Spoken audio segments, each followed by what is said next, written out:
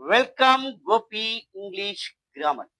ఈరోజు మనం ఒక సరికొత్త విషయంతో నీ ముందుకు వస్తున్నాం. అదేమిటంటే ఈ వేసవి సెలవుల్లో ఈజీ ఇంగ్లీష్, తెలుగులో ఈజీగా ఇంగ్లీష్ ఎలా నేర్చుకోవడం అని ఈ వేసవి సెలవుల్లో మీకు నేర్పిస్తాను.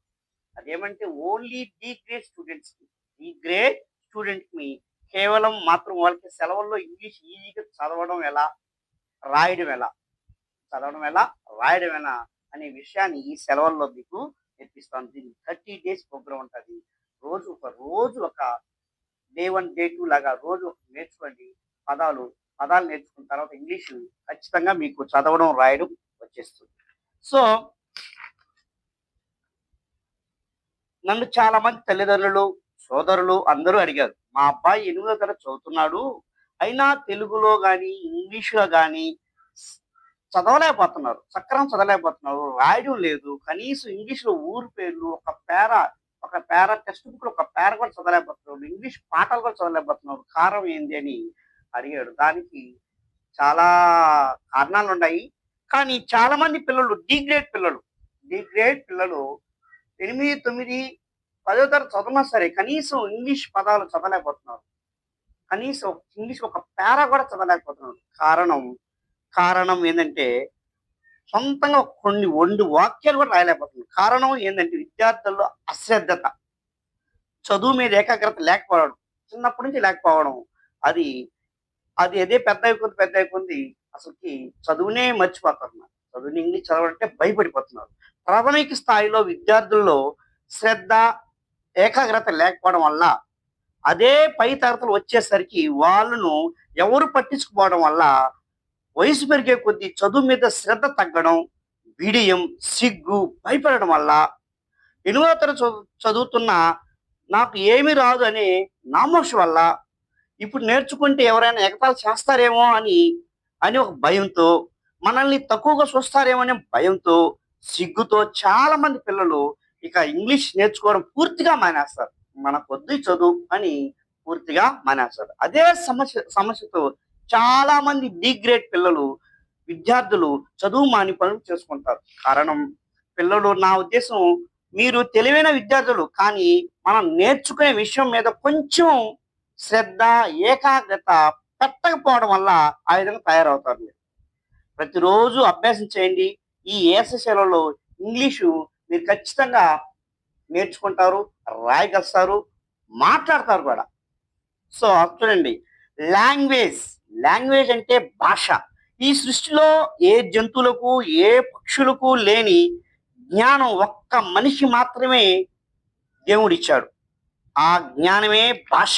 ఆ జ్ఞానమే భాష. ఆలోచించే శక్తి. Language is gift of God. Language is gift of God. భాష అనేది దేవుడిచ్చిన వరం మనకు. మనలోని ఆలోచనలు, ఫీలింగ్స్, ఎమోషన్స్, ఐడియాస్ ఇతరులకు తెలియజెప్పేదే భాష. మన మాతృభాష తెలుగు కాబట్టి తెలుగు మాట్లాడగలం. ఒక ఒక 4 సంవత్సరాల చిన్న పిల్లవాడు మాట్లాడుతున్నాడంటే ఆ పిల్లవాడు వాళ్ళ అమ్మ, నాన్న, అవ్వ, తాత మాటలు శ్రద్ధగా వింటున్నాడు.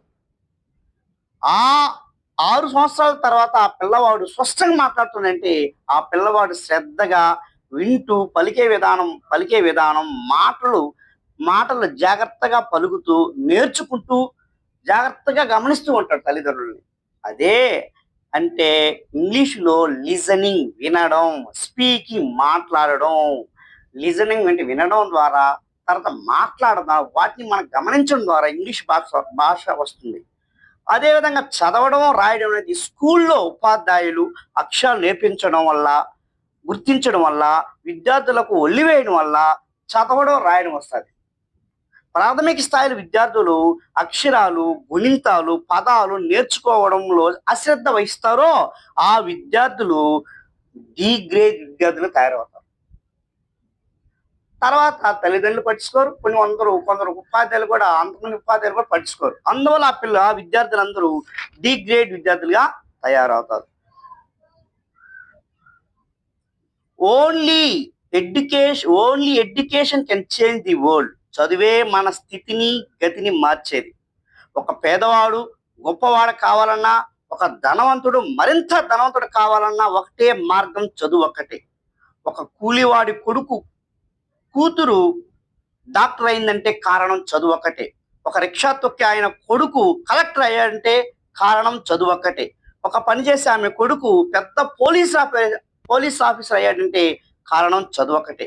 చదువే మన స్థితిని గతిని మారుస్తుంది. మన తల్లిదండ్రులు వాళ్ళు పడే కష్టాలు మీరు పడకూడదని అందువల్ల మనల్ని బడికి పంపించి చదువుకోమంటున్నారు. ఈ వీడియో నేను ఇంగ్లీష్ సులభంగా తెలుగులో ఎలా నేర్పిస్తారో చూడండి. ఈ వేసవి సెలవుల్లో 30 రోజుల్లో చల్లగా మెల్లమెల్లగా ఇంగ్లీష్ను తెలుగు కూడా నేర్చుకుంటారు. ప్రతిరోజు నోట్స్ రాయండి, వాటిని ప్రాక్టీస్ చేయండి, శ్రద్ధగా